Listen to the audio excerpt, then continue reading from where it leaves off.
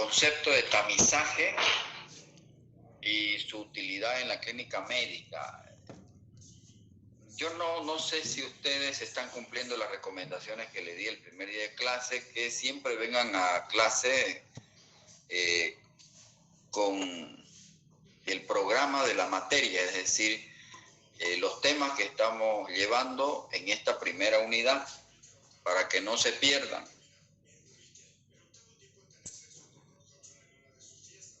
¿Tienen todos ustedes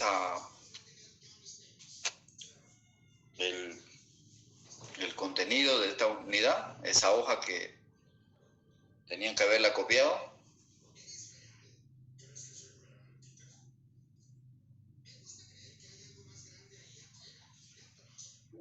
Sí, doctor. Y lo otro es que siempre tienen que estar con su historia clínica. Obviamente esto que voy a avanzar hoy día no tiene que estar en la historia clínica, pero me refiero que es parte de la unidad número 1. Entonces, el tamizaje es la aplicación de un procedimiento mediante el cual de una población aparentemente sana se extraen aquellas personas que requieren una evaluación adicional. El tamizaje también se llama cribado. No hace diagnóstico, es una estrategia de prevención primaria. ¿Cuántos tipos de prevención conocen?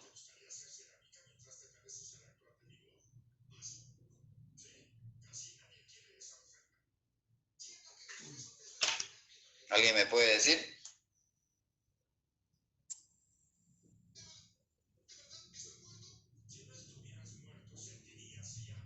Tres tipos, doctor. A ver, ¿cuáles son los 3 tipos de prevención? Primaria, secundaria, terciaria. Perfecto. ¿Cómo es tu nombre? Daniela Quintero. Daniela. Sí, doctor.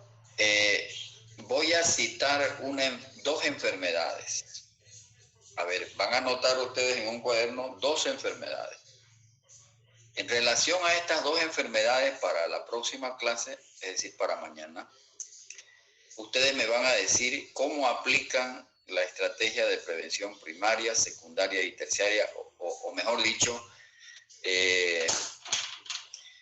cómo ejemplifican la estrategia de prevención primaria, secundaria y terciaria en el infarto de miocardio y en el cáncer de cuello uterino.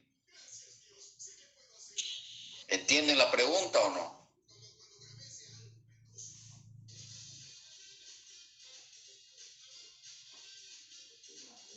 ¿Cómo aplican la estrategia? ¿Puede repetir, doctor? ¿Cómo aplican la estrategia de prevención primaria, secundaria y terciaria en 2 enfermedades? En el infarto de miocardio y en el cáncer de cuello uterino. El objetivo del tamizaje o del cribado es la detección precoz de una enfermedad en etapa asintomática. Si ustedes captan bien, este punto tal vez es el más importante de lo que es el tamizaje. Dice clarito, su objetivo es la detección precoz a tiempo de una enfermedad en etapa asintomática.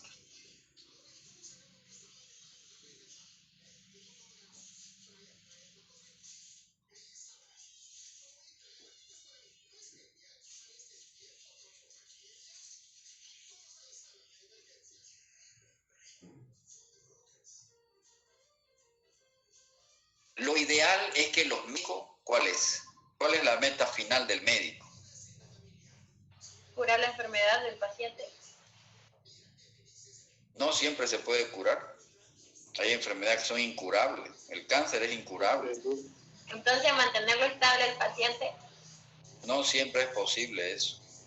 Prolongar la vida. Doctor, paciente. ¿Qué se siente cuando uno pierde a un ser querido joven?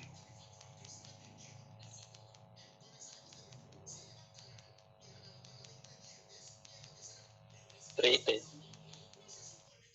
Triste, Se siente culpable, doctor. se siente culpable, Sí. piensa, al menos como médico uno, bueno, no siempre como médico, ¿no? Uno se siente culpable, está triste, culpable en el sentido que a lo mejor pudo hacer algo, y desde el punto de vista médico, imagínate como médico que se te muera tu madre, que se te muera tu padre antes de tiempo. Bueno, no somos dueños de la vida, no es nuestro ser supremo el que sabe cuándo nos vamos a morir. Pero al final, lo que el médico, escúcheme bien, lo que el médico, la meta del médico es prevenir la muerte prematura.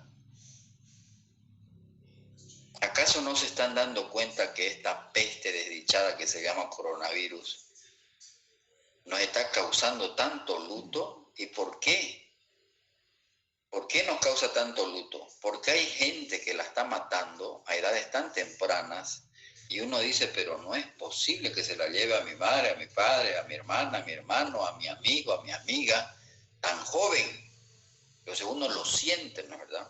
No es lo mismo que se te muera tu papá a los 90 años después de haber vivido tantos años a que se te muera a los 40 años.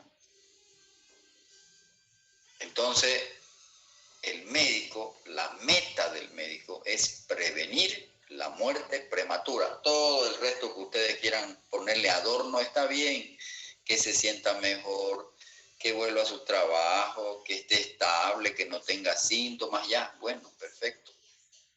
Prolongar la supervivencia, darle más vida a sus años, es otro de los objetivos que hacemos que nos plantea la medicina, ¿no es verdad? Que nos impone la medicina. Pero al final, cuando uno como médico ha estado a cargo, ha sido médico de cabecera de un enfermo y se te muere prematuramente, es un fracaso, ¿no es verdad? Y segundo, el concepto de tamizaje, este último punto, es también fundamental. ¿Qué enfermedades se benefician del cribado? Fíjense que no son todas. Se benefician las enfermedades con un largo periodo de latencia. ¿A qué se denomina periodo de latencia en las enfermedades?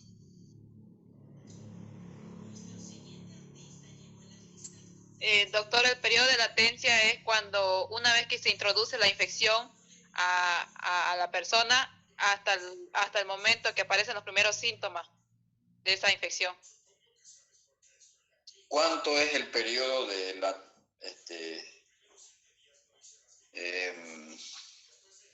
a ver, ¿cómo te llamas? Marelín Achocalla. A ver, ejemplifica, a ver, con algo.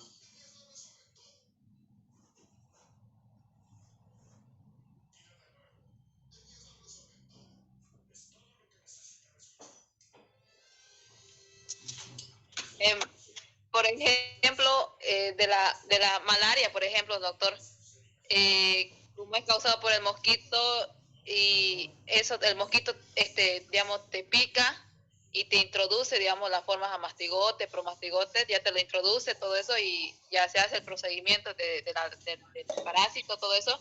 Ya, luego A ver, estás confundiendo papas con cebollas. ¿Cómo me vas a decir de promastigote a mastigote? Eso es del Trypanosoma cruzi.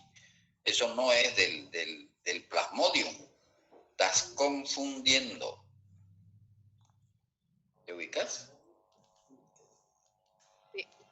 Esas formas que estás diciendo, promastigote a mastigote, son del Trypanosoma cruzi. No es del Plasmodium. Y no es eso, no es eso, periodo de latencia. A ver, ¿algún otro?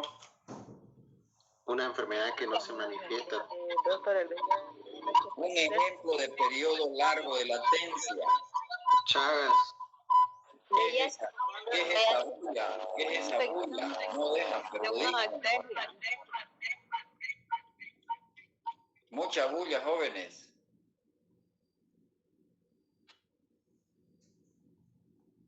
Enfermedades con largo periodo de latencia, indíquenme, porque ahí dice, se benefician las enfermedades con un largo periodo de latencia. No es para cualquier enfermedad el cribado. Chagas. El Chagas. El Chagas. ¿Quién ha dicho el Chagas? Luis Marcelo Mamani. A ver, ¿cuánto tiempo hay de latencia en el periodo, en el Chagas? Varía en años. ¿Cuánto? ¿Un año, 100 años, 20 años, 30 años, 5 años? Promedio de 30 a 40 años. No tanto, ¿no? Exacto. 20 años. Exacto. A uno le pica la vinchuca, la enfermedad entra en una fase aguda, el parásito después de estar en la sangre pasa al interior de las células del sistema retículo endotelial, pierde su flagelo, se convierte en una forma celular que se llama el amastigote, y ahí pueden pasar 10 a 20 años, y en esos 10 a 20 años el paciente está asintomático. Entonces hay un periodo de latencia larguísimo. ¿Quién dijo VIH? Yo, doctor. Nicole.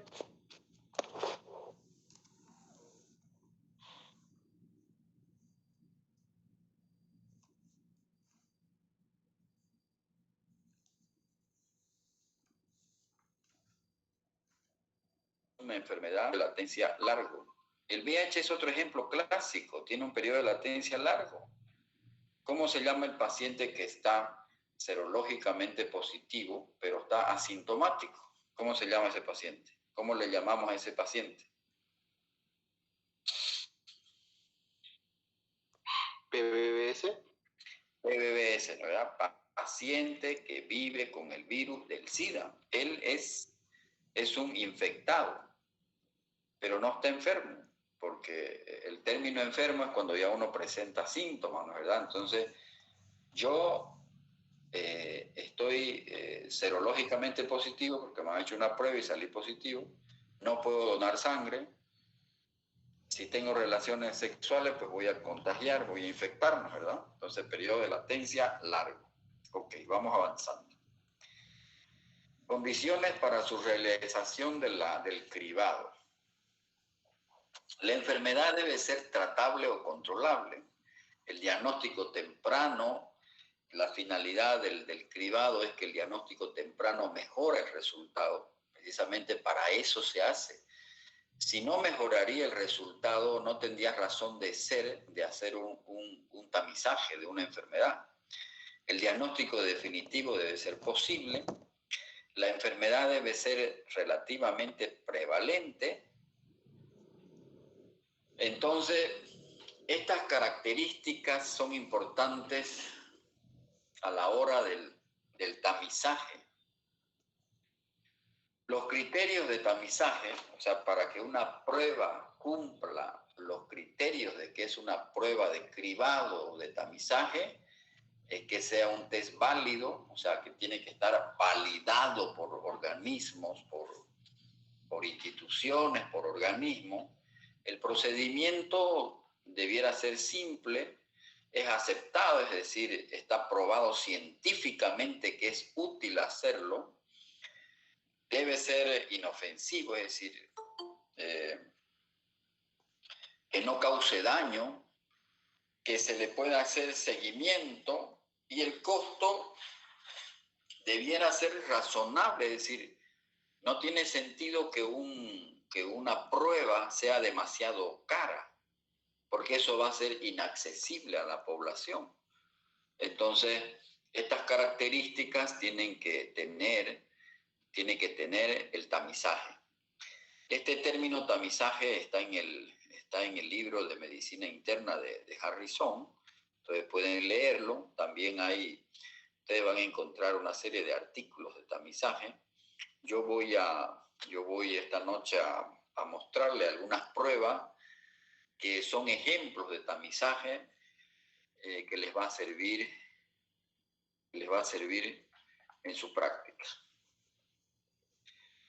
¿Qué prueba se hace en los recién nacidos como prueba de tamizaje? Cuando uno nace, ustedes ya han nacido en una época, bueno, yo creo que la mayoría de ustedes esta prueba no le han hecho. Yo creo que a ninguno de ustedes le han hecho una prueba de tamizaje en el momento del nacimiento, porque las pruebas que les voy a mostrar son relativamente recientes en nuestro país, aunque a los recién nacidos, hace algunos años atrás, es la prueba del talón. Esta prueba se les hace ahora a todos los recién nacidos en busca de lo que se llama el hipotiroidismo congénito. Ningún recién nacido se va a casa sin que le hagan esta prueba. Cuando ustedes hagan su internado en maternidad, por ejemplo, al recién nacido, antes de que le den de alta, antes que la madre se vaya con el pelagato que nació, se le hace la prueba del talón. Y esto es para detectar el hipotiroidismo congénito. ¿Y por qué razón se hace? ¿Quién me dice? ¿Por qué es obligatoria hacerla? Para iniciar un tratamiento, si es que lo tiene. Bueno, en realidad, claro, es para saber si tiene hipotiroidismo congénito, pero ¿por qué es mandatorio? O sea, ¿por qué el médico no puede dejar de hacerle el servicio, el lugar donde nace, donde se produce el parto o la cesárea, porque puede ser en una clínica privada, urge hacerle? Los médicos generalmente cuando nacen en una clínica privada lo envían al sistema público de salud para hacerle la prueba. A nosotros no nos han hecho esto porque esto es nuevo. Bueno, no tan nuevo, no hace varios años, pero yo creo que a ninguno de ustedes le han hecho prueba del talón. Peor a mí que soy viejo, digamos, o sea, no le han debido hacer. ¿Y por qué urge hacerse? ¿Por qué urge ahora? No puede irse el recién nacido sin que le hagan eso, igual que la vacuna BCG que se aplica al recién nacido.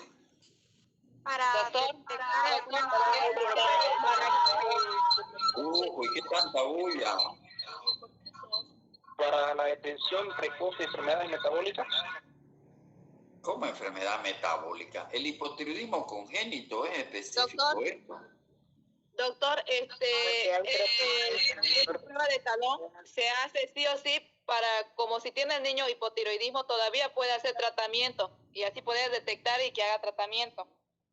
Lo que pasa es que si por desgracia el recién nacido nace con hipotiroidismo congénito y no se trata en el curso de los 7 días, ese niño queda para siempre como un niño pequeño. ¿Cómo le llaman? ¿Cómo se llama vulgarmente el hipotiroidismo congénito? Cretinismo, doctor. Cretinismo. Ya no existe el cretinismo en el mundo, en los países desarrollados.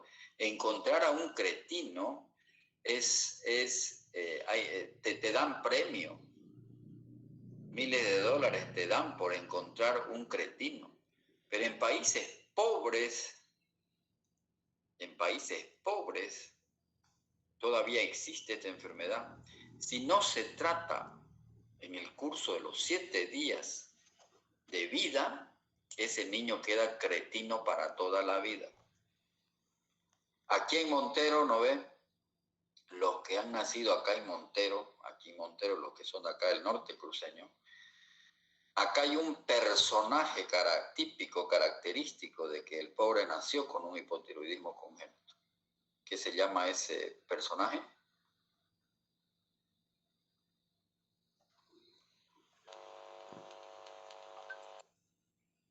Sí. ¿Ah? Hay un personaje que El que para en la plaza. Anda, no, andaba por las calles. No es de acá, pero harto tiempo estuvo acá, ¿no? Es un indígena, es un original. ¿No es Rambo? Es un ¿Agua, doctor? Agua. Ese pobre individuo ha debido nacer con este hipotiroidismo. Ya no tiene cura, digamos, por eso es la necesidad de hacerle la prueba del talón, sí o sí, porque si no queda con hipotiroidismo congénito, eso tiene un tratamiento hormonal que lo hace el endocrinólogo. Entonces, esa es una prueba de tamizaje. ¿No ves? Prueba del talón. Entonces, cuando veamos semiología endocrinológica, vamos a ver cómo es un niño cuando nace con hipotiroidismo congénito. Tienen que leer el hipotiroidismo congénito. Otra prueba. En los hombres, eso es un ejemplo. Yo estoy dando ejemplo. Ustedes tienen que ir a leer el libro y ahí hay muchas pruebas de tamizaje. En los hombres, una prueba importante es el PSA, ¿no? ¿Verdad? ¿Qué es el PSA?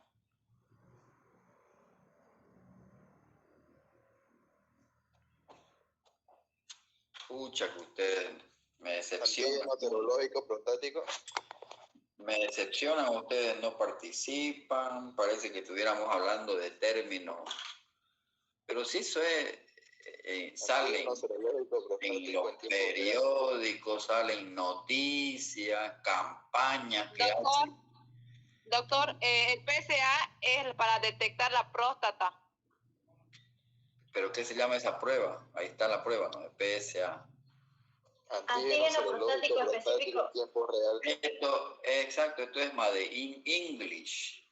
¿No ves? Made in English. O sea, que los que no saben inglés en la medicina, mejor retírense de la medicina. Necesitamos mucho del inglés jóvenes nosotros en la medicina. La PSA, que es el antígeno prostático específico, es una de las pruebas muy útiles para detectar en forma precoz el cáncer, porque cuando el enfermo viene ya con síntomas de cáncer, es muy difícil, el pronóstico es muy malo. Ahora, ¿por qué esta prueba es válida? ¿Por qué tiene validez? O sea, ¿por qué se sigue haciendo? Pero claro, los urólogos, que son los entendidos en la materia, le piden algo más especial de la prueba, que eso vamos a ver en urología, no los quiero atormentar todavía, pero lo que les quiero decir es que esta es una prueba de tamizaje, de cribado, muy importante para la detección precoz del cáncer prostático. Es inespecífica, sí, o sea, no todo paciente que tiene un PSA alto es cáncer, porque la PSA no solamente se eleva en el cáncer prostático, también se eleva en la hiperplasia prostática benigna y en la prostatitis, por eso es que dice inespecífica. Pero esta prueba, más la clínica, más la historia clínica del enfermo, me permite detectar en forma precoz. Entonces el cáncer de próstata pasa, como todos los cánceres, pasan por un periodo de latencia muy largo. Y por eso es que se hace, porque se beneficia, es beneficioso hacer. ¿Y qué es TR?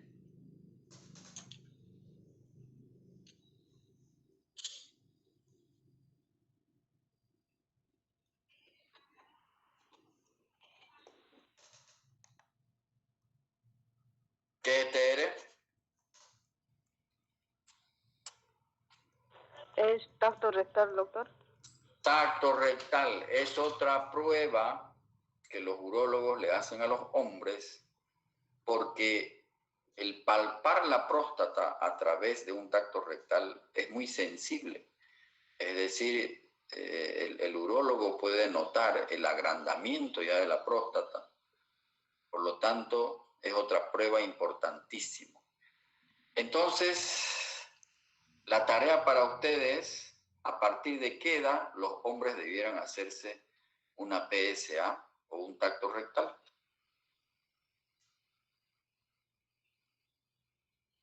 ¿A partir de qué edad los hombres deben hacerse una prueba de PSA y tacto rectal? ¿A partir de los 50 años, doctor? No. Entonces, importantísimo es cuando, imagínense, y esto es parte de lo que se llama en la medicina el biocheck. El biocheck.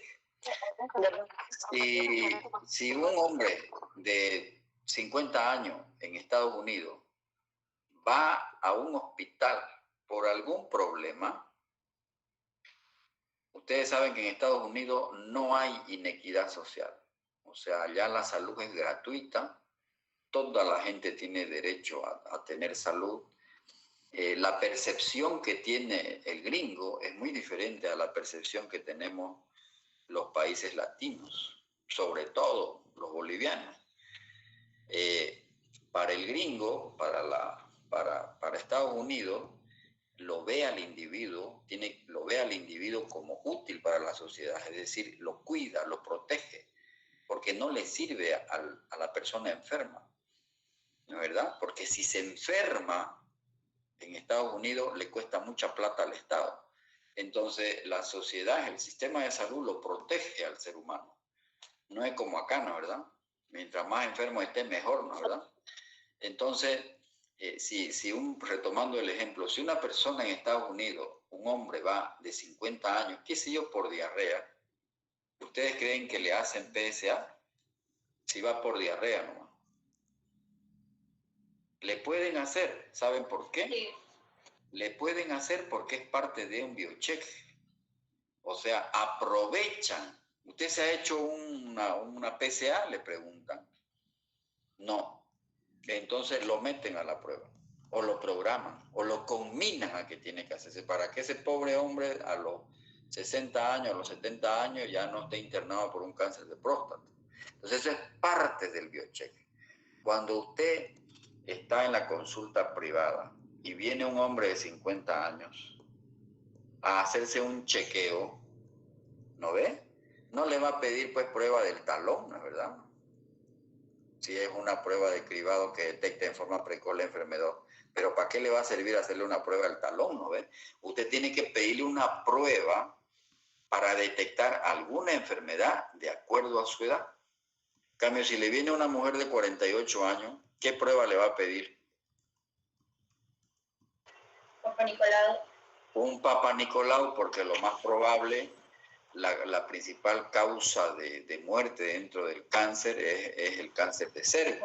Luego le sigue el cáncer de mama.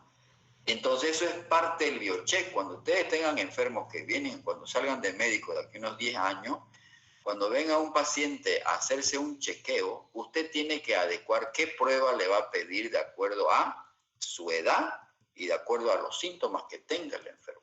Yo tengo que adecuar qué prueba le voy a pedir. ¿Le pediría a usted un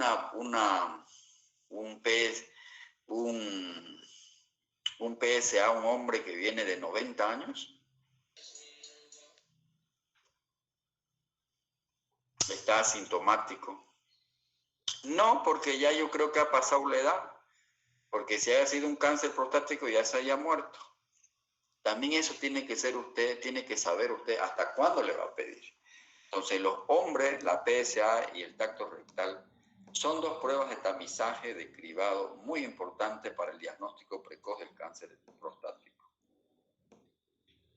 Es la espirometría. En los pacientes fumadores, la principal causa de enfermedad pulmonar obstructiva crónica en los fumadores, ¿no ve? Esta es una enfermedad que se puede diagnosticar tempranamente con una espirometría. Si a todos los fumadores le pediríamos una espirometría, detectaríamos a tiempo el EPOC y detectaríamos también a tiempo el cáncer de pulmón. Entonces, tengo una prueba de tamizaje y es muy útil. Y el cáncer de pulmón es un cáncer también que tiene un periodo de latencia muy largo. Y también la enfermedad pulmonar obstructiva crónica tiene un periodo de latencia muy largo. Inclusive los enfermos dejan de fumar y el EPOC le aparece después. pero él ha quedado con secuelas pulmonares, él ha quedado con problemas para respirar. Entonces la espirometría detecta en forma precoz y debiéramos hacerla a todos los fumadores. ¿Ok? Esta es otra prueba de tamizaje. Cáncer de colon. El cáncer de colon no respeta sexo, aunque se sabe que es más frecuente en la mujer que en el hombre. ¿Qué significa PSOH?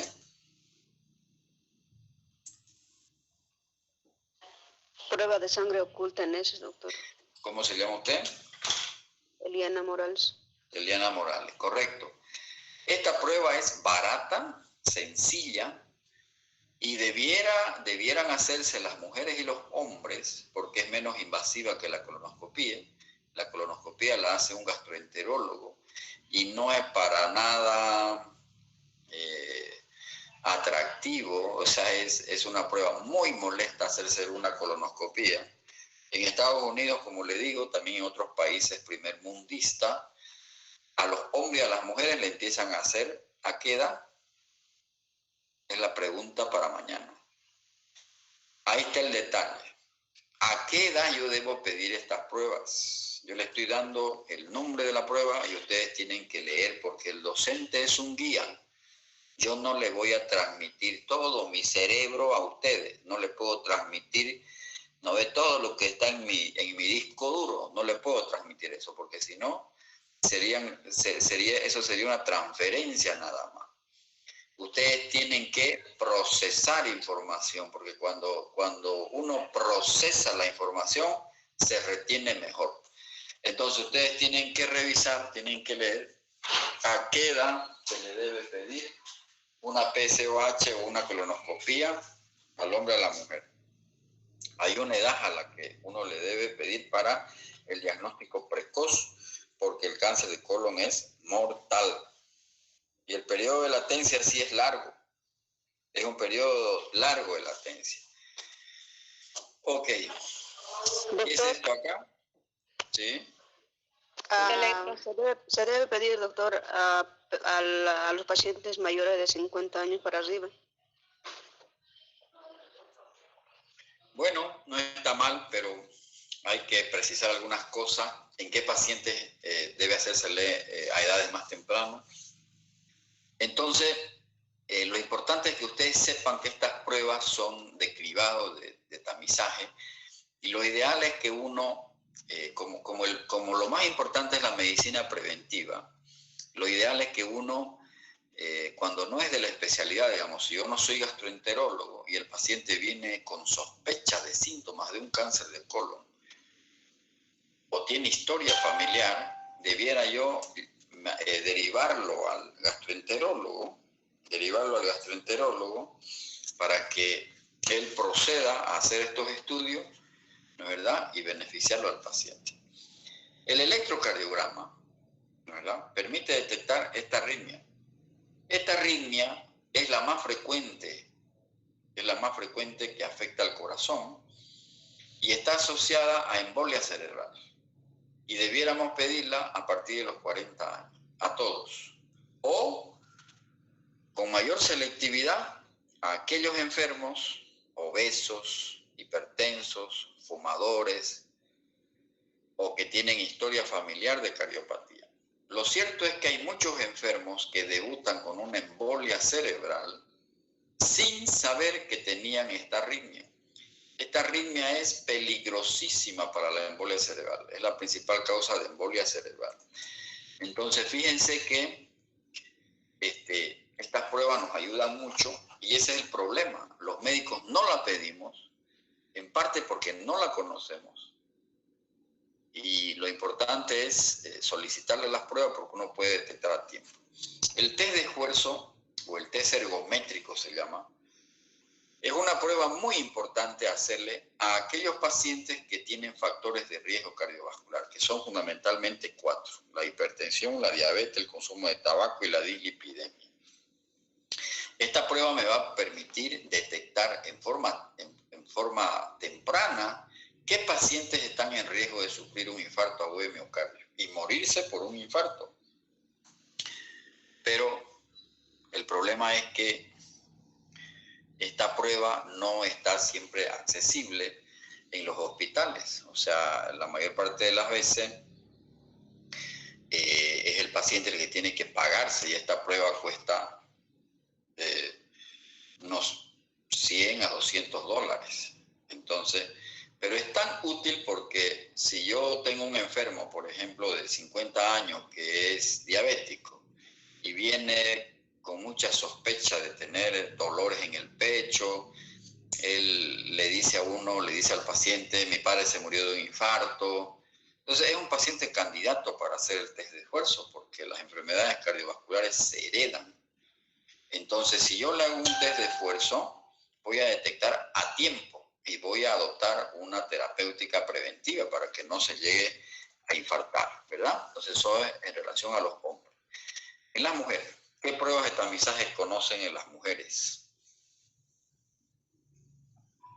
A las mujeres se les le hacen más pruebas que a los hombres. Mamografía. Papá Nicolau. El más conocido es el Papa Nicolau, ¿verdad? El cáncer del cervix, doctor, uterino. Mamografía, ¿no? Mamografía.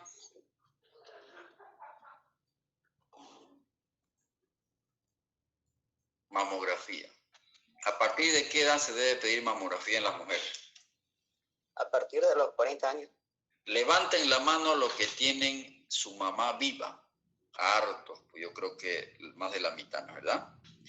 Levanten la mano las mujeres, levanten la mano las mujeres que a las que su mamá se les ha hecho mamografía.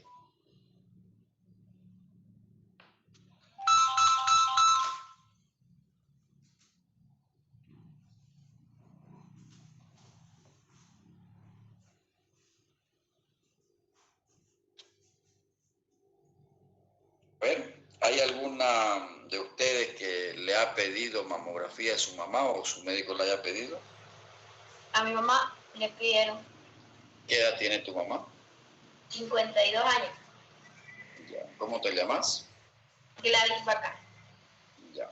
¿Quién más? De mí, doctor. ¿Cómo te llamas?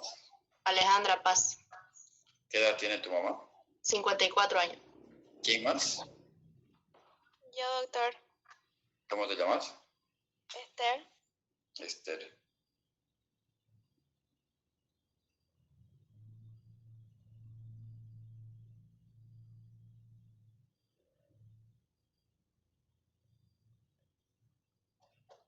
¿Quién más? Doctor, mi mamá se hizo a los 45 años, me dijo. ¿Cómo te llamas? Daniela Quintero, doctor. Daniela Quintero. ¿A los 45 se hizo? Sí, doctor. Ok. Entonces, solamente, bueno, pueden haber más, ¿no? ¿Verdad? Pero si se dan cuenta, ni el 5% se ha hecho una mamografía, entonces, ¿no? Y la mayor parte de sus mamás seguramente que están más allá de los 40 años, 45, ¿no? Me imagino. ¿Y qué esperan para hacerse? ¿Qué esperan? Doctor, una pregunta. A mi prima le dijeron, ella tiene ¿Cómo? mi prima se hizo hacer una mamografía y tiene 18 años. Pero ¿cuál es la finalidad de hacer mamografía? Lo que dice acá, ¿no? Para La detección precoz tenía un don. del SEA de mama, ¿no? ¿Verdad? Tenía un don. La detección precoz del SEA de mama. Tenía un don. Ajá, No te- hicieron eso, mandaron a hacer. No te escucho bien, o sea, está muy entrecortado y mucho bulla ahí.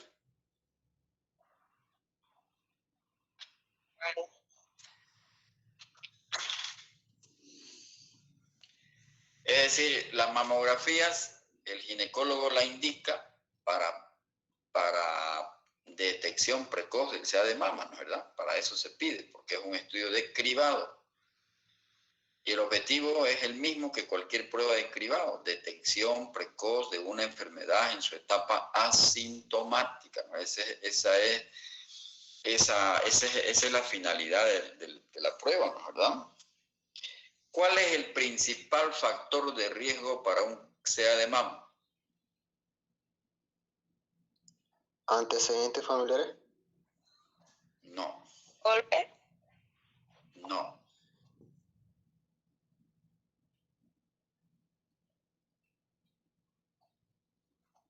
¿Cuál es el principal factor de riesgo para el cáncer de mama?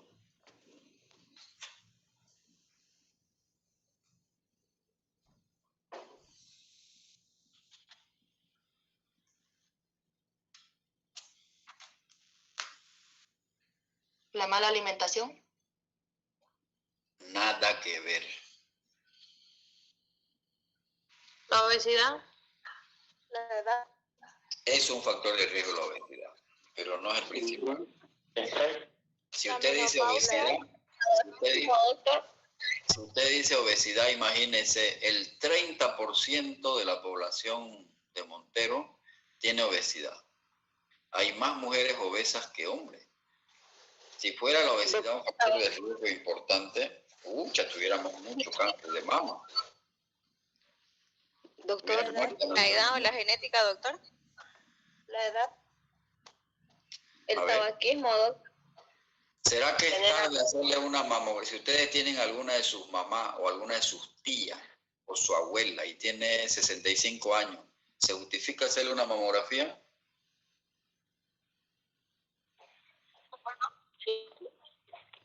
no, doctor.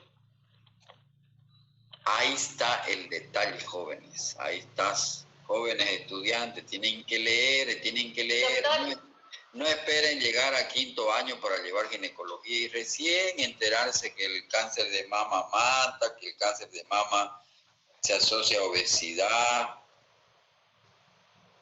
Doctor, puede ser los ganglios linfáticos inflamados en esa región ¿La causa? o factor de riesgo.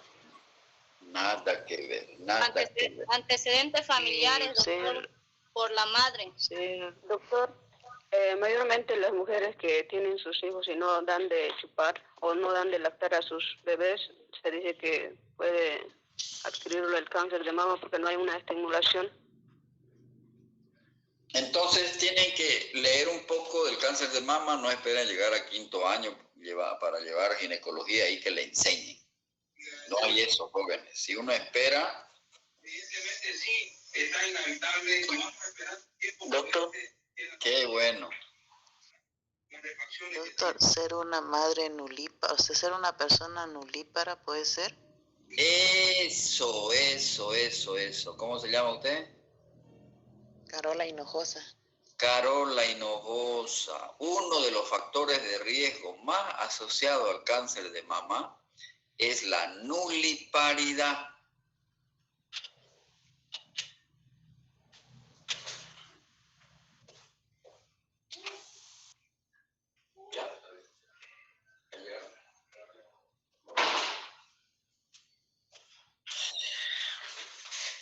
Exactamente, la nuliparidad es uno de los factores de riesgo más asociados al cáncer de mama.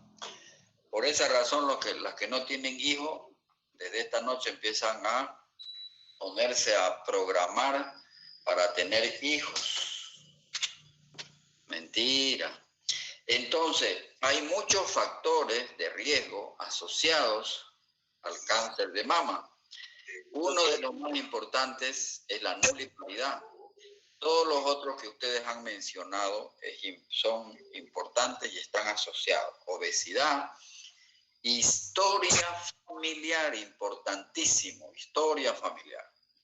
Entonces, la tarea para ustedes es que me averigüen a partir de qué edad es la edad ideal para hacer. No se olviden que si se pasa mucho de edad, ya no tiene sentido porque el cáncer de mama afecta a mujeres jóvenes. Ese es el detalle, ¿eh? Cuando yo le hablo de lo sexual, no es porque sea un pervertido, sino porque está demostrado, y escuchen bien esto lo que les voy a decir, que la edad más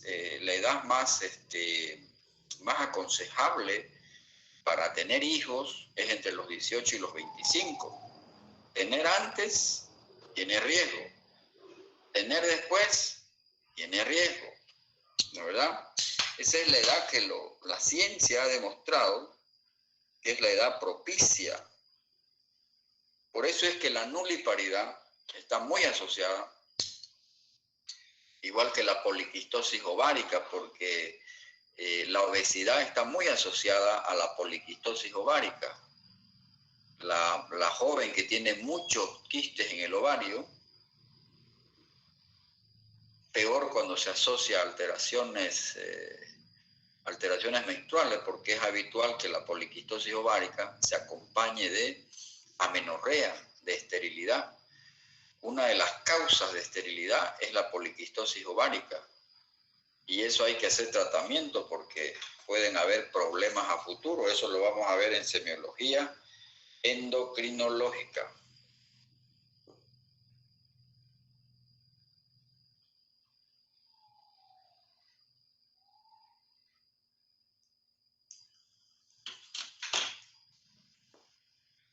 Me encanta el Papa Nicolau, el SEA de Cervix, me encanta. No soy ginecólogo, pero me encanta porque es un tema muy apasionante. Todo el mundo conoce el Papa Nicolau. Voy a preguntar mañana algunas cosas del Papa Nicolau, del SEA de Cervix, así que se me ponen a leer. Estas dos pruebas de tamizaje son muy importantes en las mujeres. La densitometría ósea también para la osteoporosis. No hay que confundir. Muchas mujeres vienen al médico, doctor, me parece que yo tengo osteoporosis. ¿Por qué? Porque me duelen los huesos,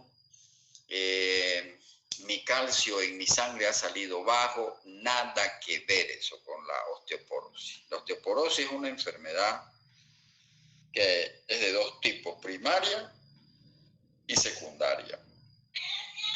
Las mujeres deben hacerse densitometría ósea con más frecuencia que los hombres, porque la osteoporosis es una enfermedad que prevalece en las mujeres. También le van a tirar una leidita, ¿no es verdad? Y aquí aparece en la mujer también la prueba de sangre oculta en ESI y la colonoscopía, porque las mujeres también pueden estar afectadas, o mejor dicho, el cáncer de colon tiene una leve preponderancia en las mujeres, aunque algunos estudios dicen de que es en igualdad de condición.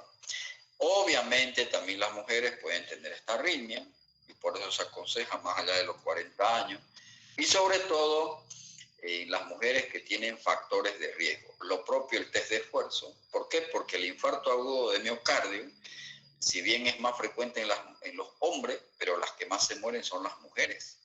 Cuando un paciente sufre un infarto, si es mujer, tiene más tendencia a morirse. Si es hombre, tiene más tendencia a salvarse.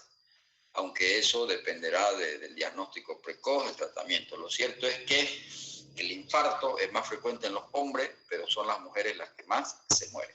Entonces, este era el tema de tamizaje que me faltaba tocar en esta unidad 1. Un breve descanso de 5 minutos, relájense por favor.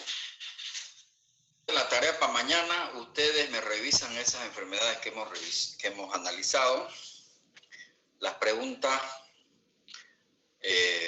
importantes son a qué edad se las debe pedir y hasta cuándo. Y obviamente van a investigar qué otras pruebas de tamizaje se hacen. Por ejemplo, en los recién nacidos hay otras pruebas que se hacen y que ya se hacen aquí en Santa Cruz, que se hacen en nuestro país. Voy a continuar en estos 30 minutos más que tenemos, esto que se llama la relación médico-paciente. Esto va más allá de lo que es la historia clínica, porque ustedes saben que estamos en historia clínica. Estamos conversando con nuestro enfermo,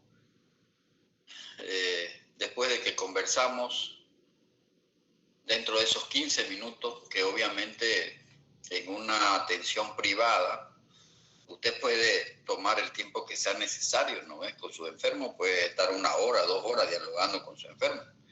No es igual que en el sistema público, que a uno le dan un cierto número de fichas y usted tiene que atender a lo rápido. Por esa razón es que esta relación médico-paciente se lastima fundamentalmente en el sistema público, porque uno se ve muy presionado por la cantidad de fichas. 4 pacientes por hora uno tiene que atender, 15 minutos por paciente. Ya saben que de esos 15 minutos por paciente, dicen los semiólogos que hay que dedicarle las 2/3 partes del tiempo a la anamnesis. Y esto que voy a hablar está en relación a eso que se llama anamnesis, pero va más allá de la anamnesis, el trasfondo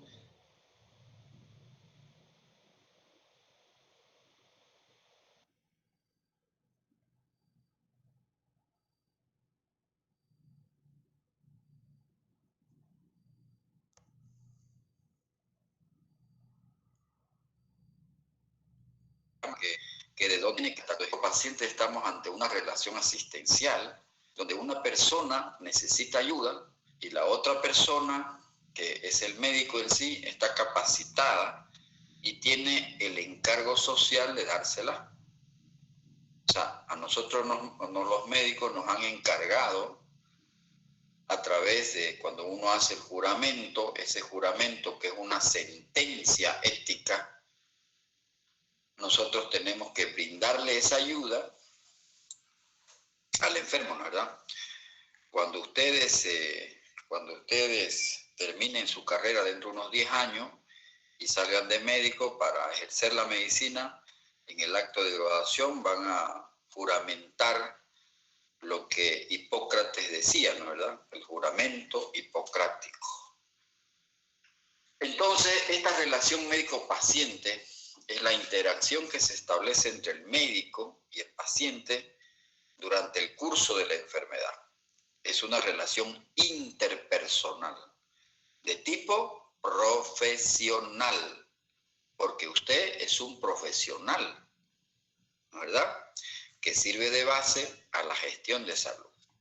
Esta relación tiene que ser bien sana, bien profesional, porque puede influir en el curso de la enfermedad y en la eficacia del tratamiento.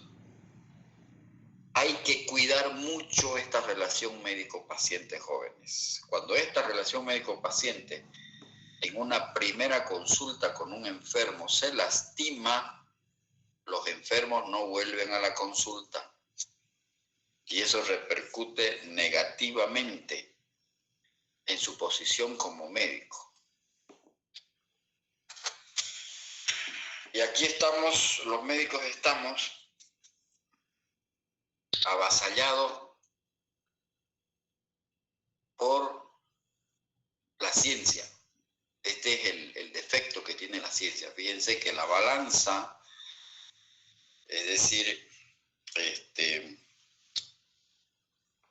hay un peso mayor de la ciencia en relación a nuestra relación médico-paciente. Parece ser de que esta relación médico-paciente se ha lastimado porque ahora los médicos ya no atendemos a los enfermos como lo sentenciaba Hipócrates. Al constituirse la medicina científica más centrada en la enfermedad y en los medios diagnósticos y terapéuticos, que en el mismo paciente se ha incrementado la distancia del paciente respecto al médico. Jóvenes, no hay que perderse en esta relación médico-paciente, porque al paciente hay que verlo como un ser biopsicosocial. En esa dimensión tenemos que entenderlo.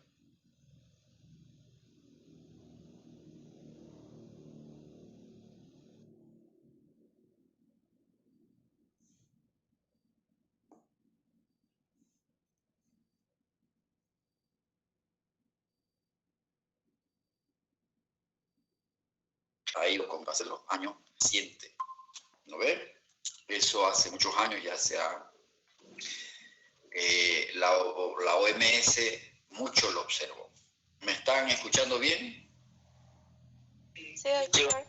A veces se le corta así, doctor, porque habla, no sé si a mí nomás. Pero la mayoría escucha. Sí, hay momentos que sí se corta. La mayoría escucha. Sí. Se escucha, doctor, por rato. Sí, doctor. Se corta. Ya. ¿Se han limpiado bien los oídos? Ya. Sí, doctor. Igual que cuando uno se pone el fonendoscopio, ¿no?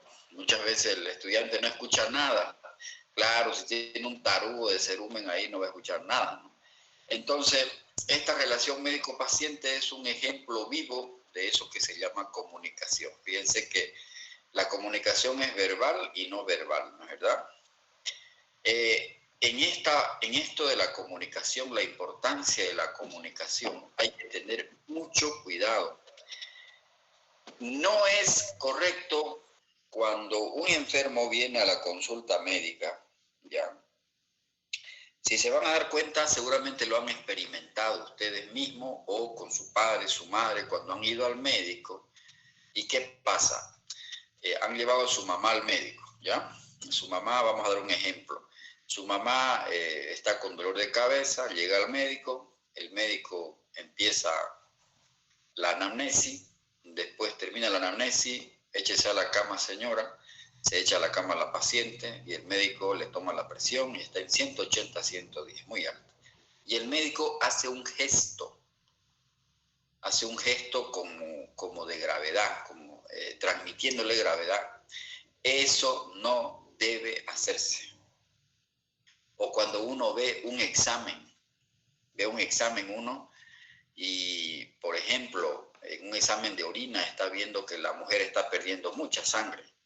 Hay hematíes en el examen de orina y el médico hace un gesto de admiración, de preocupación, dice, caramba, esto es grave. Esos gestos, ¿ya? Todo eso es contraproducente en nuestra relación médico-paciente, porque usted le está transmitiendo desde ya le está transmitiendo una preocupación. Y el médico tiene que convertirse en un consolador. Muchas veces los médicos no podemos curar las enfermedades y solamente damos consuelo a los enfermos. Es lo típico. El oncólogo muchas veces se convierte en un simple consolador porque sabe que el cáncer de ese niño no tiene cura o el cáncer de una persona adulta no tiene cura. Entonces, ¿qué es lo que hay que hacer? Ni la radioterapia, ni la quimioterapia, ni haga lo que haga esa pobre mujer o ese pobre paciente o ese pobre niño se va a curar. Entonces, ¿en qué se convierte el médico? En un simple consolador, ¿no es verdad? Entonces hay que tener mucho cuidado. Esta relación médico-paciente, la comunicación, hay una interrelación entre los conocimientos teóricos, lo que estamos haciendo ahorita, conocimientos teóricos, los conocimientos técnicos. ¿Qué significa eso? Es parte de la enseñanza de la medicina, la semiología, en la que el médico aprende maniobras, que es lo que se llama dentro de la semiología la semiotecnia, ¿no ve? Y fíjense que hay una interrelación de estos conocimientos teóricos, los conocimientos técnicos. Esta comunicación médico-paciente se interrelaciona y al final, esto es lo que determina el éxito en el diagnóstico y en el tratamiento. El paciente y el profesional médico deben basar su relación en la empatía, en el saber compartir y en el compromiso que debe asumir el médico en relación a su paciente. Pero también los pacientes deben asumir un compromiso, es decir, hay que hacer un contrato entre el médico y el paciente. Yo me comprometo, doña Juanita, a mejorar su enfermedad. Voy a intentar que usted vuelva a su trabajo. Voy a intentar que su cansancio mejore. Pero yo también necesito que usted me cumpla con las prescripciones. Entonces, ¿se dan cuenta? Es un contrato al final esta relación médico-paciente. Resulta que de un tiempo a esta parte, los cambios, el nuevo paradigma de la medicina ha cambiado y ha pasado, nos encontramos en pleno cambio del modelo tecnicista a un modelo humanista. Ha vuelto, hay la tendencia, la corriente, el paradigma ahora es que volvamos al modelo humanista con el que nació la medicina. La medicina nació con un modelo netamente humanista. Hipócrates hacía los diagnósticos, por solo dar nombre a Hipócrates, porque puedo nombrar a muchos médicos que acompañaron al nacimiento de la medicina, pero es del que más me acuerdo, digamos, de Hipócrates. Hacía los diagnósticos con la inspección, la palpación, la percusión y la ocultación, y mismo les enseñaba a sus discípulos que a veces el médico tenía que probar el orín o probar la materia fecal para hacer el diagnóstico. Y no tienen que avergonzarse cuando digo esto, ¿eh? No tienen que avergonzarse porque eso lo hacían. Miraban, olían los orines, olían la materia fecal. Ahora para un médico es un... ¿Cómo pues yo voy a hacer eso, no? Algunas personas se meten a estudiar medicina pero sin vocación y se avergüenzan, o sea, lo usan el mandil pero no para hacer algunas cosas que ellos creen de que se les va a despintar el mandil. Entonces, la OMS ha observado mucho de que el modelo tecnicista empezó a desplazar el modelo humanista, porque en el modelo tecnicista el médico no lo ve al enfermo en su dimensión biopsicosocial. En cambio, el modelo humanista lo ve al paciente en su dimensión biopsicosocial. No es una máquina el enfermo. ¿Ah? ¿Dónde se convierten los pacientes en simples máquinas? Es decir, donde prácticamente se distorsiona la relación médico-paciente. Ustedes ahora, con esta peste desdichada del coronavirus, escuchan seguramente todos los días que la gente peregrina por una cama de terapia intensiva, ¿no? ¿Verdad? En los servicios de terapia intensiva prácticamente se pierde este modelo humanista. Las enfermeras, los médicos no hablan con sus enfermos, no le tocan la mano, no le dan una palmadita, no se sientan a la cabecera del paciente. ¿Qué es lo que hacen? Miran el ventilador, miran las máquinas. Como todo es moderno y todo es monitorización, algún día les voy algún rato eso, cuando pase esta pandemia, cuando pase este periodo de que no se pueden aglomerar, le voy a mostrar yo en nuestro hospital allá en el Urenda que los pacientes están monitorizados desde afuera y los médicos a veces cambian los tratamientos solo con mirar las máquinas. Nosotros allá en el Urenda tenemos un servicio de 12 camas de terapia intensiva y afuera están los monitores de los pacientes, está todo centralizado. En ese monitor está toda la información clínica del enfermo, desde su edad, sexo, el nombre del enfermo, cómo está su presión, su temperatura, todos los signos vitales. Entonces, el médico pierde ese contacto humano con el enfermo. Las enfermeras muchas veces no lo tocan a los enfermos. Vienen, si el paciente está con una sonda vesical, mira nomás mira cuánto orinó en la bolsa colectora de orina, ¿qué es lo que hace? La vacía la bolsa de orina, cuantifica la orina y lo anota. Pero no le pregunta a ese pobre enfermo si por ahí no le duele la sonda vesical, porque la sonda vesical en un varón es complicadísima. Duele más que la sonda vesical en una mujer, porque obviamente La anatomía, eso nos lo explica. La uretra femenina apenas tiene 5 centímetros y la uretra masculina tiene de 15 a 18 centímetros. Entonces siempre es más dolorida. Entonces la enfermera se dedica solo a cuantificar la orina muchas veces.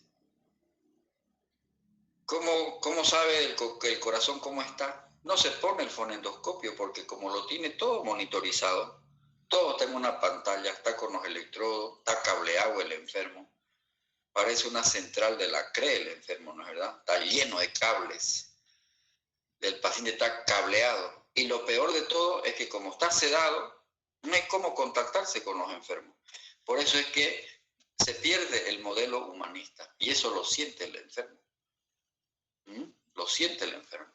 Entonces, esto lo sentenció ya la Organización Mundial de la Salud hace algunos años atrás. Imagínense que utilizó un término que golpeó a la profesión médica, a los mandiles blancos que le llamamos. Dijo, se va a hacer una campaña para humanizar el parto. Pero si el parto es en seres humanos, no es en animales. Pero es que así estaba la medicina. Estábamos en un periodo de mucha tecnología. Hay hospitales en el mundo, sobre todo el primer mundo, que el paciente entra y el médico ni siquiera te saluda, es decir, entra uno y empiezan a ponerle tubos por todos los huecos, a hacerle exámenes, no hay esa relación médico-paciente. Y por eso la Organización Mundial de la Salud dijo, bueno, en relación al parto, humanización del parto, campaña de humanización del parto. Fue un golpe grave para el gremio médico, pero dijeron, pero si el parto es en mujeres, no es en animales. Pero es que estaba así. El médico había perdido ese sentido de esa relación médico-paciente. Entonces la pregunta es, lean por favor la diapositiva y ustedes me dicen cuál es la respuesta correcta.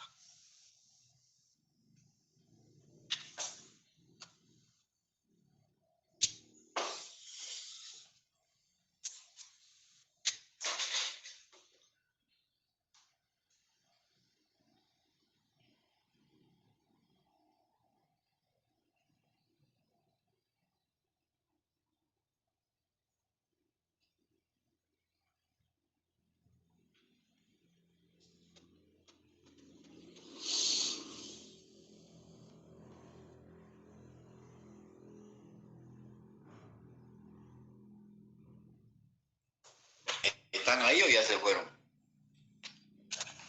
Sí. La 1.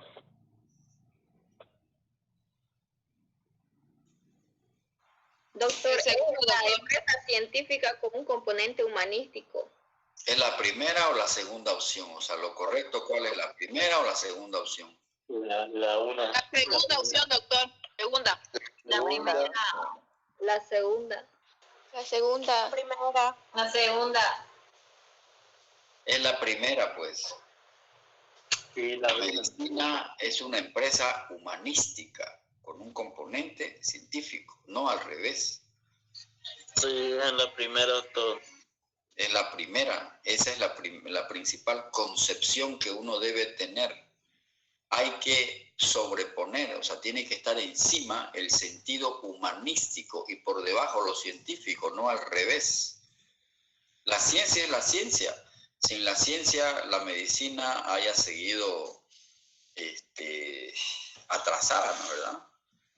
Pero en el fondo, el médico utiliza la ciencia, pero si no hace prevalecer el componente humanístico, fracasa. Entonces, el médico, la parte más importante del ejercicio profesional, evidentemente, es el examen clínico del enfermo. La historia clínica, la anamnesis. El paciente consulta al médico con la esperanza de recibir ayuda. Para eso vienen, ¿verdad? Entonces el médico debe mostrar seguridad y transmitir confianza. Es un ingeniero del cuerpo humano. Los médicos tenemos que saber de antropología, de sociología y de psicología. De esto nos falta un montón. ¿En qué año se lleva psicología? ¿O no se lleva psicología en la FINOR? Psiquiatría y psicología. Solo se lleva psicopatología. Y debiéramos llevar psicología, ¿verdad? Sí. En muchas carreras de medicina de los países primermundistas es una materia básica psicología. Los médicos tenemos que tener mucha psicología. Los médicos no podemos ser torpes, ¿no es verdad? Tenemos que tener psicología. Los médicos no podemos decir a los enfermos, está grave, su mamá se va a morir, ¿no es verdad? Son expresiones despectivas. De por sí ya transmiten algo muy negativo en los enfermos, ¿no? En los familiares. Entonces el médico tiene que saber mucho de psicología. Cuando uno no puede abordar el diagnóstico de una enfermedad, transmitirle al paciente que es una enfermedad mortal que no se va a poder curar, ¿a quién uno debe recurrir? Al trabajador social.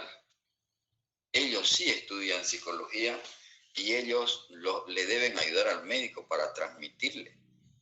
Hay momentos muy difíciles, jóvenes, de nuestra carrera profesional, de nuestro quehacer, en la que necesitamos mucha psicología, sobre todo cuando el enfermo sufre alguna enfermedad incurable, cuando uno sabe como médico que el pronóstico es malo, en ese momento uno tiene que tener psicología para transmitirle al paciente, al familiar, fundamentalmente al familiar, y es más difícil todavía transmitirle al propio enfermo. Al propio enfermo es más difícil todavía transmitirle. Les voy a contar una anécdota que yo tuve hace unos años atrás. ¿Se las cuento o no se las cuento? ¿O ya están cansados? Sí, Cuéntala. Cuente sus experiencias. Mis experiencias amorosas, no, esas no se las cuento. Yo tuve un paciente de 48 años de edad. Me busca en el consultorio privado hace algunos años atrás y me dice, doctor, me da a entender de que sabía que su enfermedad era crónica, pero hasta por ahí no más. Ya yo sé, doctor, que tengo Chagas, me dijo, mi corazón está grande.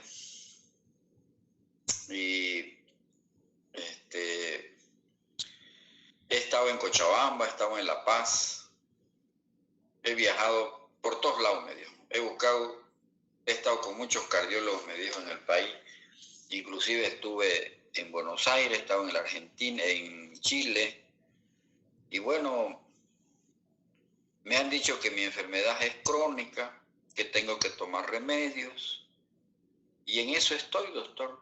Entonces he venido para que usted me vea y yo necesito una opinión suya, me dice. Perfecto.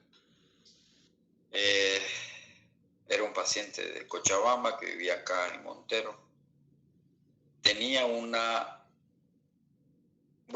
después de unas 2 a 3 consultas me di cuenta que tenía un nivel de vida muy bueno, pero una calidad de vida muy mala. ¿Saben ustedes qué diferencia hay, no, verdad? Nivel de vida y calidad de vida son dos cosas diferentes. Anótenlo los términos y para que los revisen, porque es importante diferenciar, porque no es lo mismo. Después de unas 3 consultas yo hice ese análisis, bueno, lo examiné. El primer día de la consulta le hice el electrocardiograma. A la vuelta, a la segunda consulta, le pedí una radiografía de tórax. Y ya tenía el diagnóstico bien claro. Vino con un mundo de exámenes que se había hecho, yo le repetí y ya tenía un diagnóstico. El señor tenía una miocardiopatía dilatada, estaba con un corazón extremadamente crecido en grado 4. El corazón crece hasta grado 4. Era un corazón demasiado grande. Y miren, no sabía cómo abordar el tema, digamos, ¿no?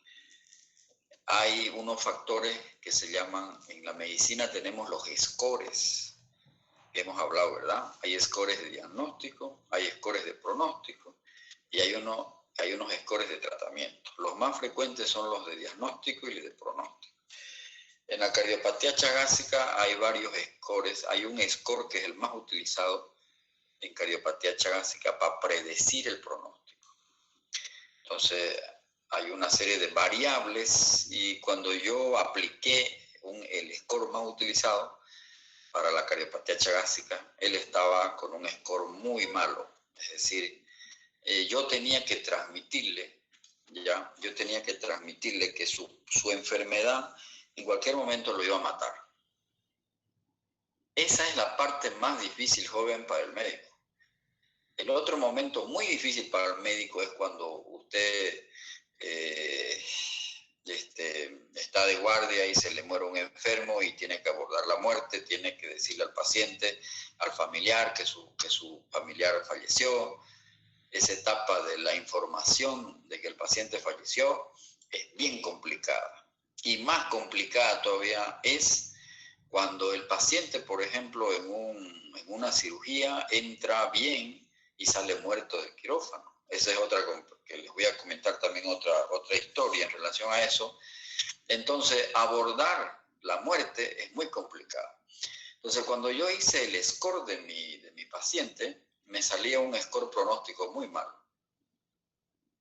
Ya saben ustedes que uno nunca puede, no es correcto uno decirle al paciente en términos fríos lo que dicen los scores, ¿verdad? Tiene que utilizar, tiene que agarrarse de alguna estrategia para poderle transmitir, pero usted no puede ser tan frío en decirle al paciente, mire, los estudios dicen, la medicina dice, no puede hacer eso. De que en el término de 2 años, más de la mitad de los enfermos de la enfermedad que usted tiene se va a morir. O sea, usted lo mata nomás con esas palabras. Por eso es que los médicos tenemos que tener mucha psicología. Entonces, resulta que yo por el score ya sabía que el paciente tenía un mal pronóstico. Sabía que eso, la muerte era lo más seguro, ¿no es verdad? Y que eso iba a ocurrir pronto. Bueno, nunca el médico debe desembuchar. Este término de desembuchar es muy vulgo, ¿no es verdad? Nunca el médico debe transmitir todo en una primera consulta. Hay que hacerlo de a poco, jóvenes. No puede usted el primer día de su consulta, aunque ya sepa que el pronóstico es malo, que en su enfermedad a lo mejor no tiene cura.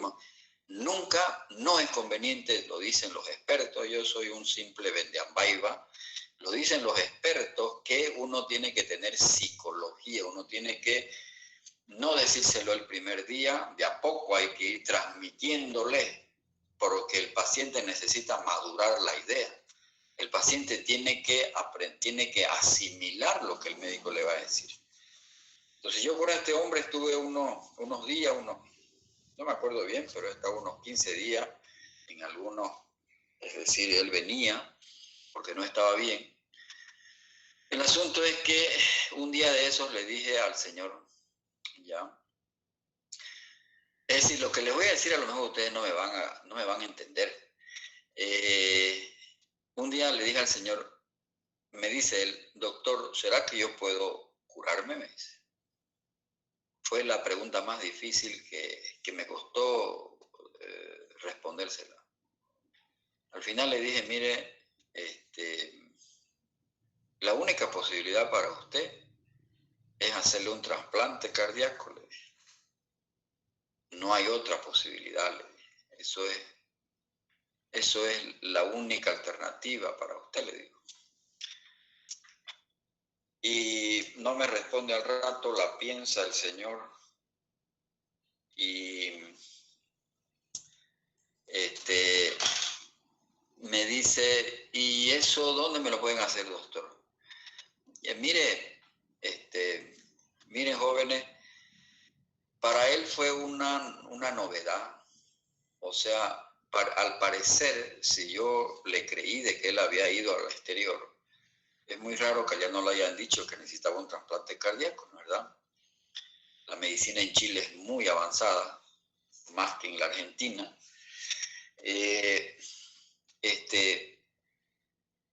Fue como una noticia para él, o sea, al parecer no se lo habían dicho, digamos, y de verdad es que me cuesta creer de que no se lo hayan dicho, ¿no es verdad?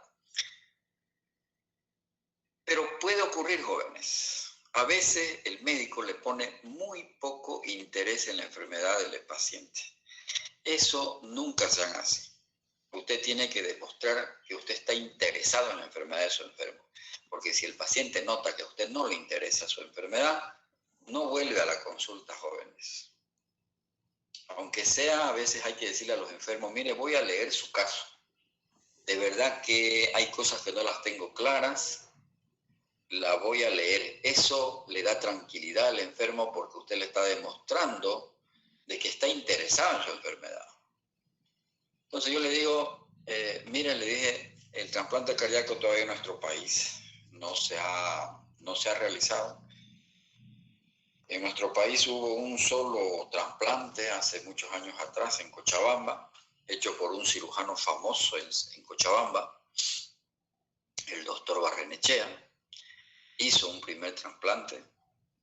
Y bueno, le dije, tendría usted que recurrir, le dije, a irse a Buenos Aires, irse al Brasil o a Chile, o bueno, a un país europeo o a Estados Unidos. Le dije, la única forma, le dije, para que usted tiene chance, le dije. Era un paciente de 48 años, jóvenes.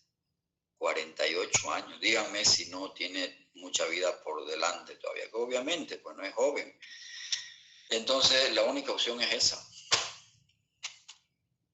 Y me dice, y doctor, ¿cuánto me cuesta ese trasplante cardíaco? Y le digo yo, mírele, lo que yo sé, le dije, porque he tenido pacientes, le dije, que se han ido al exterior, han vuelto y me han contado sus experiencias. Le dije. En el Brasil, le dije, un trasplante cardíaco le cuesta $150,000, le dije. Ah, me dice. Ya, doctor, me dice. Bueno, no me dio más, no hablamos más del tema. Le hice su receta, lo volví a examinar. Pasan unos 3 días. Lo que le estoy diciendo no le estoy mintiendo nada. Eso ha ocurrido en menos de 15 días. Toda esta relación médico-paciente con este señor no pasó más de 15 días.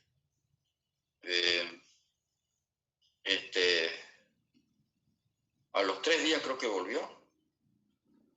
Y me dice, bueno, doctor, me dijo,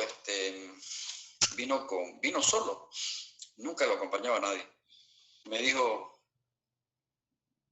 vengo a hacer trato, me dice. ¿Trato? Le dije, ¿cómo es el trato? No me acuerdo cómo se llamaba. Le he traído, me dijo, los $150,000. Me quedé, fue un balde de agua fría para mí. No sabía qué decirle al señor. Es decir, se los he traído, me dijo. En una bolsa me lo trajo los $150,000. En toda mi vida nunca había habido tanta plata. En dólares, lo trajo en dólares, $150,000. Estaban en una bolsa. Aquí está, doctor, si quiere usted lo cuenta, me dijo. ¿Cuál creen que ha sido mi reacción? De ver en un enfermo con la esperanza de que quiere vivir y que te traiga ese dinero así, de esa forma. Mire, le dije, yo le pido a usted, le dije 1000 disculpas, pero yo temblaba en realidad en mi consultorio porque nunca había habido tanta plata, con temor de que vengan. Yo alquilaba un consultorio en esa época en Montero y compartía consultorio con una ginecóloga y la ginecóloga tenía secretaria, yo no tenía secretaria. Y me imagino que la secretaria lo vio al señor que entró con esa bolsa. No sé si sospechó de que era plata, pero lo cierto es que después ya me contó y me dijo, me preguntó y le conté toda la historia y se quedó opa la señora. Así que, mire, le dije, yo quiero pedirle 1000 disculpas, tal vez no le informé bien y más cosas, le dije. No pensé de que usted haya traído su dinero, pues yo no puedo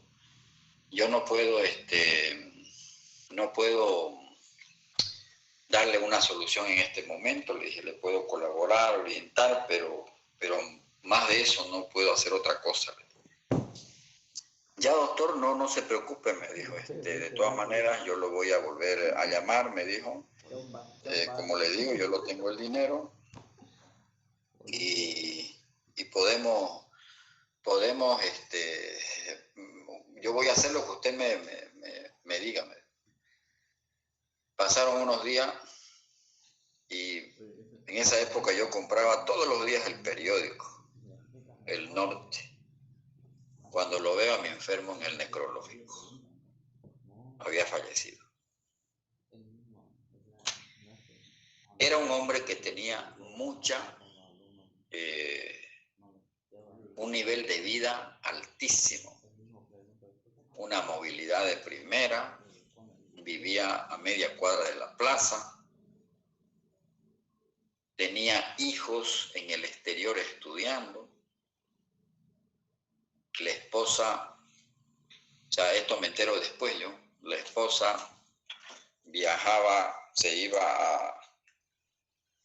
al exterior como viajar a Turovito. Entonces el nivel de vida altísimo del señor, tenía mucho dinero, pero una calidad de vida bajísima. Es decir, ese hombre tenía disnea, una calidad de vida, ya no podía trabajar, yo creo que vivía con sus ahorros, digamos, ¿no? No sé si era jubilado o no jubilado, pero la cosa es así. Entonces, uno en su quehacer médico jóvenes ve muchas historias, aprende de los enfermos. Lo cierto es que hay que tener mucha psicología en esta relación médico-paciente. Los médicos tenemos muchas dificultades. Muchas veces el remedio es el propio profesional. Imagínense, el remedio es el propio profesional, no es la tableta ni la inyección. Por eso es que en esta relación médico-paciente uno debe exigirse, uno debe comprometerse, ver a la persona, no al diagnóstico. Ya les he dicho, debe dejar de escucharse eso que en los pasillos de los hospitales, eso que en las visitas médicas uno le dice al colega, vení, te voy a mostrar un casito, vení, te voy a mostrar un pacientito, tengo un caso especial, te cuento. No hay eso. Entender que no saber, actitud y no aptitud. Actitud, tu conducta, ¿no es verdad? No se refiere a tu capacidad, ¿no es verdad? Entonces hay que ver al paciente en toda su dimensión biopsicosocial. No para mañana, pero para la próxima clase le voy a contar otra historia que también me dejó mal. Es muy personal y se las voy a transmitir porque los profesores, los docentes, tenemos que enseñar a través de testimonios, ¿no es verdad? Los libros se hacen con las experiencias de los profesionales, de los pacientes. Por eso, de esa forma se hacen los libros, ¿no es verdad? No son personalidad del médico, ¿no es verdad? La personalidad del médico. La base principal es una personalidad madura. Madura. Importante es esto, la madurez. No existe una correlación directa entre la edad cronológica y la edad biológica, ¿no es verdad?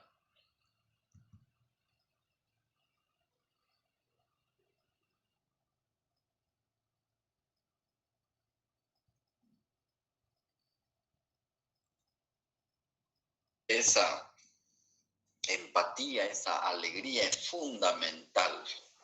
El médico optimista no ve la dificultad en nada.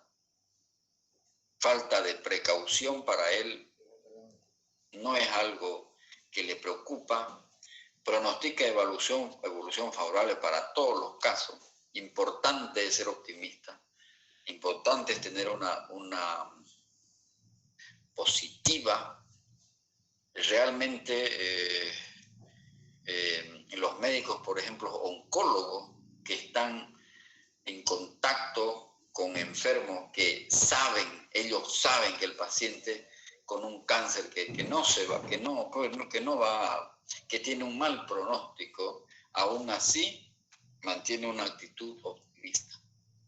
Hay médicos autoritarios, imponen decisiones sin cuestionamientos al paciente, tienen una actitud amenazadora.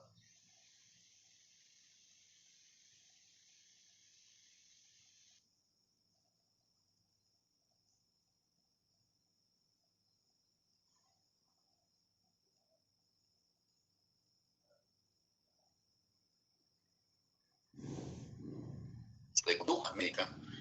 Inhibido. Ahora vamos al paciente. El paciente, hay muchos pacientes que son tímidos, no encara directamente al médico, se sienta en el borde de la silla y habla en voz baja. Hay también una serie de prototipos de pacientes, característicos de personas de origen rural, ¿no es verdad?, desplazados a la gran ciudad. Es el pobre paciente que se va del área rural a la urbe. Tienen tendencia de hablar poco y responder afirmativamente con la intención de agradar al médico. El médico debe ayudarle a vencer la inhibición. Es algo muy negativo para él, entorpece nuestra relación médico-paciente, porque estos pacientes no te dicen todos los síntomas, esconden los síntomas. Entonces uno se encuentra con varios tipos de pacientes igual. Muchos tipos de pacientes que los vamos a ir viendo en el curso de la enseñanza de la materia. Bueno, para no cansarlo, entonces hay dificultades en este tratamiento y este señor dice: el origen de la profesión médica se centra en la relación que se establece con la persona que necesita ayuda en su proceso de salud o enfermedad. No es lo mismo considerar la enfermedad en la persona que a la persona como un enfermo. Entonces, por eso es que el doctor Barnard decía: hay enfermos, no enfermedades. Y eso ustedes lo van a ver en la práctica. En una sala de infecciosa ustedes van a estar con 5 pacientes que tienen neumonía y puede ser que los 5 enfermos, que esas neumonías estén producidas por el mismo microbio, que es el Diplococcus pneumoniae. Pero la forma de cómo se presenta la enfermedad es muy diferente, porque hay enfermos y no enfermedades. Entonces vamos terminando. Dificultades de la profesión médica. Uno como médico pasa por una serie de dificultades. Es evidente que estamos ante un cambio de rol, de paciente pasivo a paciente experto. Nuestros enfermos jóvenes han cambiado totalmente con la tecnología. Ahorita hay pacientes que te pisan, que te mueven el piso. Yo tengo pacientes que me llegan a la consulta y me dicen: doctor, usted me está dando un medicamento que yo he visto que en Estados Unidos ya no lo utilizan. Doctor, ¿por qué no me da usted un medicamento nuevo? Mire, yo lo he visto que recién ha salido.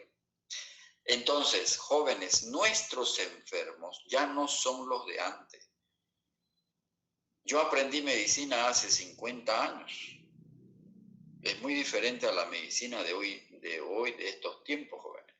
Ustedes van a salir de médicos en una época donde la tecnología está por encima.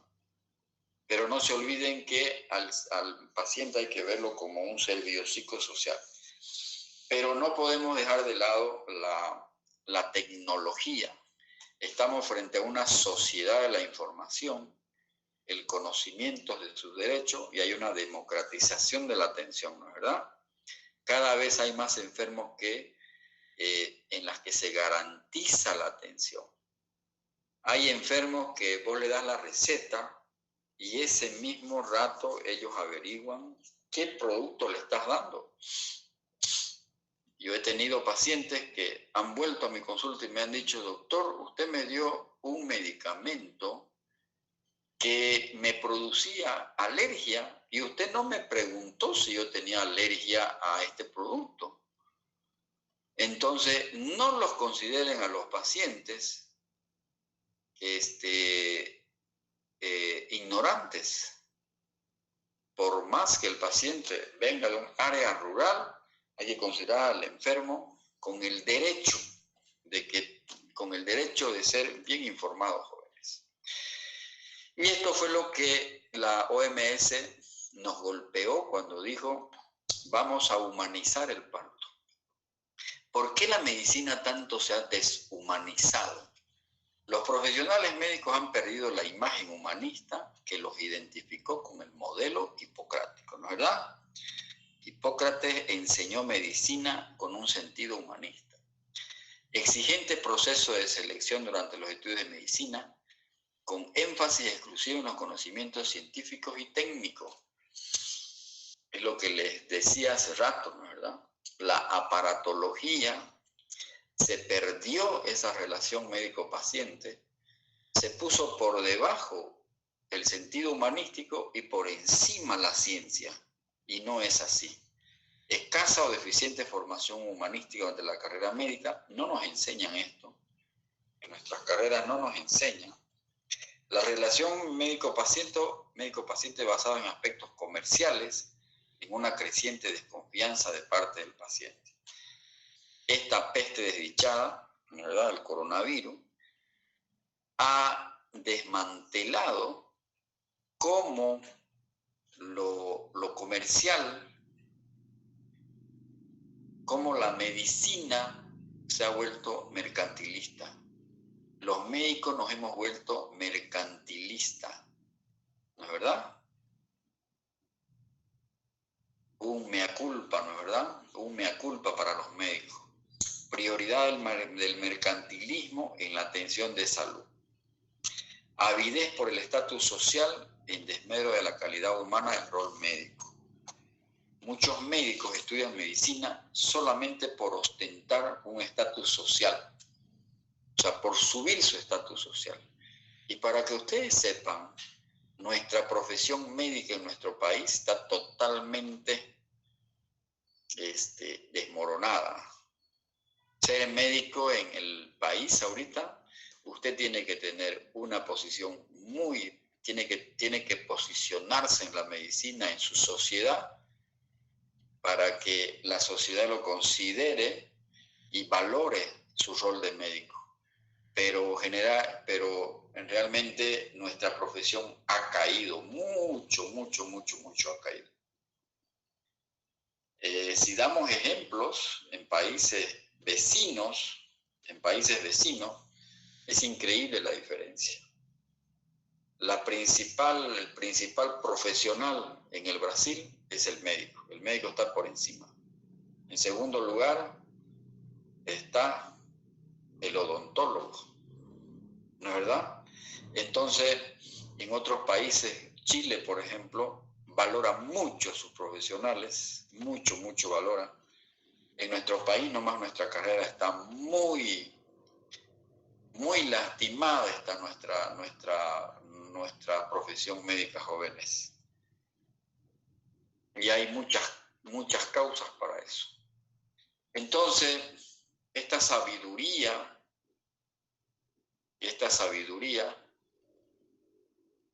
el médico necesita de conocimientos teóricos, habilidades, destreza, gran sensibilidad humana, consciente de su preparación. El médico tiene que ser consciente de su preparación, ser capaz de reconocer sus limitaciones, buscar la ayuda del colega.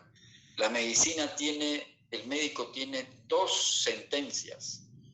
Tiene que respetar, tiene que practicar la interdisciplinariedad y la multidisciplinariedad de la medicina.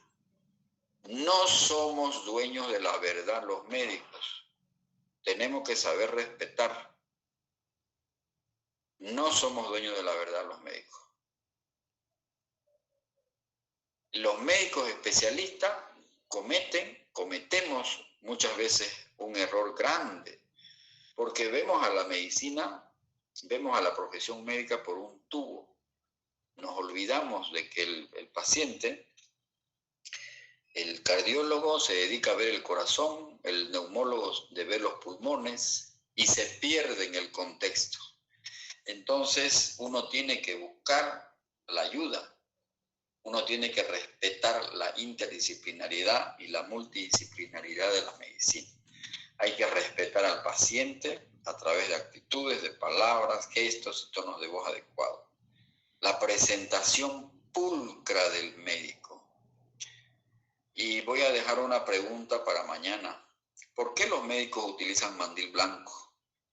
La etiqueta social es consustancial al ejercicio de la medicina. La etiqueta social es consustancial al ejercicio de la medicina. ¿Por qué los médicos nos identificamos? ¿Por qué el médico se identifica con el mandil blanco? Pero el mandil blanco tiene que ser manga larga, no manga corta. Entonces, la pregunta, la tarea para mañana, tienen bastante tarea para mañana. ¿Por qué el mandil en los médicos? Pregunta para mañana. Y finalmente, estas son las expresiones que deberán evitarse en la relación médico-paciente, que en algún momento las he mencionado. Hay que evitar los términos despectivos: paciente alcohólico, paciente canceroso, paciente sidoso. Nos ha llamado mucho la atención la Organización Mundial de la Salud. Los defensores del paciente nos han llamado mucho la atención. Nunca deberá el galeno expresar con gesto la gravedad de una patología, es lo que decía al principio, ¿verdad? No hay que hacer eso. Hay que saber utilizar términos.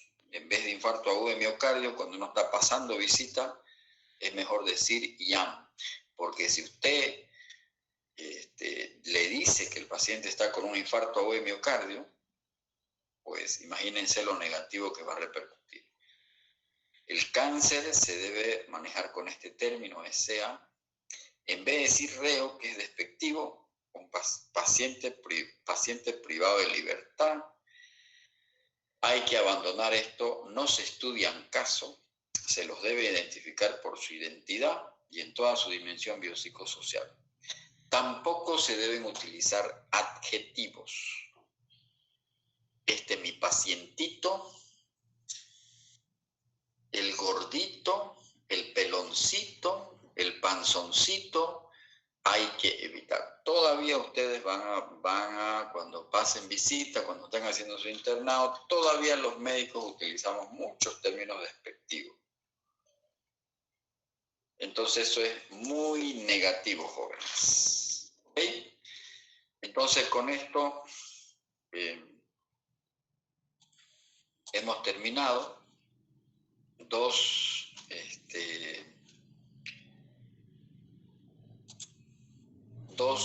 temas esta noche, el asunto del tamizaje y la relación médico-paciente.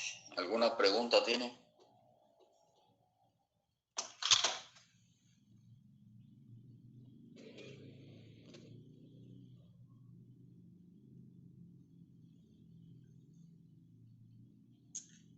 ¿Alguna pregunta tienen?